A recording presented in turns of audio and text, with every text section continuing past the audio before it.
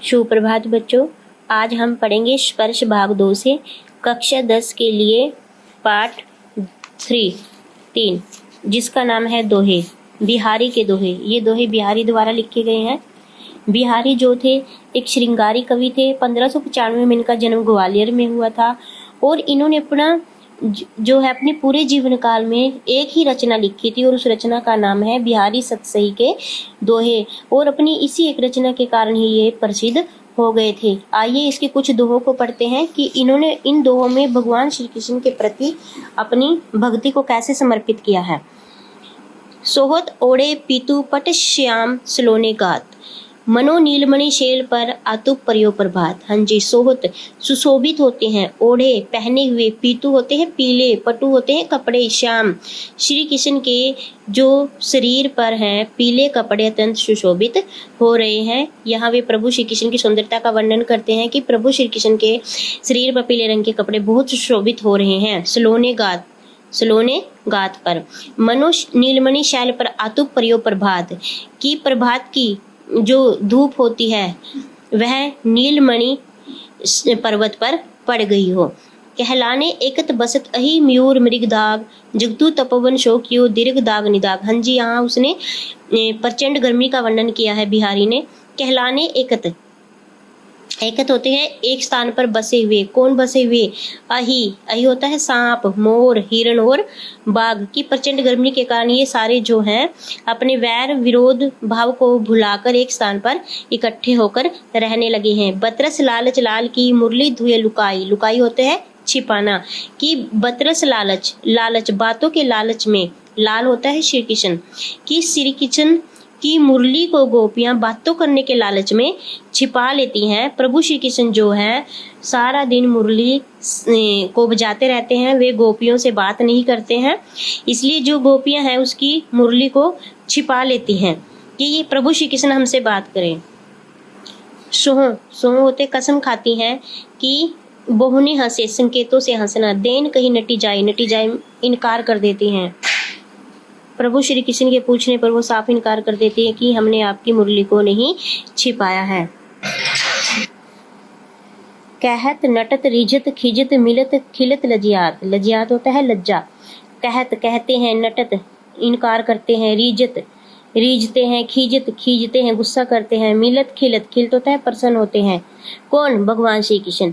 भरे भुवन में करत है नैननी ही सब बात, नैननी ही सब बात संकेतों के माध्यम से बात करना। हाँ जी, इस दोहे में जो नायक और नायिका नेत्रों के संकेत से बातें कर लेते हैं। प्रस्तुत दोहे में जो है नायक जो होता है सगे संबंधियों से घिरा होने के कारण आंखों के संकेतों से अपनी प्रेमी नायिका से निवेदन करता है। नायक नायिका से निवेदन करता है और उसे मिलने के लिए कहता है, लेकिन वो संकेतों के ही माध्यम से मना कर देती है। बैठी रही अति सघन वन, बैठी सदन तन महा, देखी दोपहरी जेठ की छाँव चाहती छाँ। बैठी रही, बैठना, अति सघन। अब यहाँ प्रचंड गर्मी का वर्णन यहाँ कवि ने किया है। कि सघन वन की घने जंगलों में बैठ गई है। कौन? बैठी सदन तन महा, छाया जो है घने जंगलों में प्रचंड गर्मी के कारण बैठ गई है। देखी दोपहर जेठ की, दोपहर की जो जेठ की गर्मी होती है उससे जो है छाया भी उस प्रचंड गर्मी में छाया ढूंढने लगी है। कागज पर लिखत न बनत कहत संदेश लजात। अब यहाँ प्रभु श्री कृष्ण जो नायिका है वह और नायक है वो अपने मन की बात को, अपने संदेश को अपने नायक तक पहुंचाना चाहती है।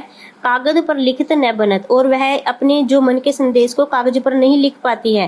क्यों नहीं लिख पाती है? सब तेरे हियो मेरे हियो की बात, लज्जा के कारण वह कागज पर भी नहीं लिख पाती है।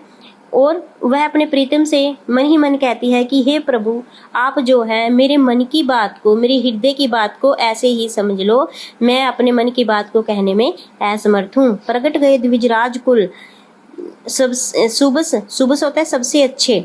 बसे ब्रज आई मेरे हरो दूर करो कलेश दुखों को। केशवराय, केशव होता है श्री कृष्ण और केशवराय जो है बिहारी के पिताजी हैं। इसमें क्या कहते हैं कवि जो है कि हे प्रभु श्री कृष्ण और मेरे पिता केशवराय को अपना संरक्षक मानते हुए कवि कहता है कि मैं ये जो श्री कृष्ण है चंद्रकुल में उत्पन्न हुए हैं और अपनी इच्छा से ही ब्रज में रहे हैं, इसलिए हे प्रभु श्री कृष्ण आप मेरे दुखों को दूर करो। जप माला छापे तिलक करे शरण एको काम, मन कांचे नाचे वृथा सांचे रांचे रामू। क्या कहता है इसमें कवि? आडंबरों पर कवि ने व्यर्थ के आडंबरों का विरोध किया है कि लोग जो हैं अपने प्रभु को खोजने के लिए इधर उधर भटकते रहते हैं, माला को जपते रहते हैं, अपने माथे पर तिलक लगाते हैं और मन कांचे और अपनी इस व्यर्थ की भक्ति से, दिखावे की भक्ति से इधर उधर भटकते रहते हैं। सांचे राचे रामू, उनको यही नहीं पता है कि प्रभु की सच्ची भक्ति कर्म कांडों में नहीं है। अब हम प्रश्न उत्तरों का अध्ययन करेंगे। प्यारे बच्चों, मैं एक जनरली संदेश आपको देना चाहती हूँ। बार बार अपने हाथों को साबुन से धोएं, घर पर रहें, सुरक्षित रहें। धन्यवाद।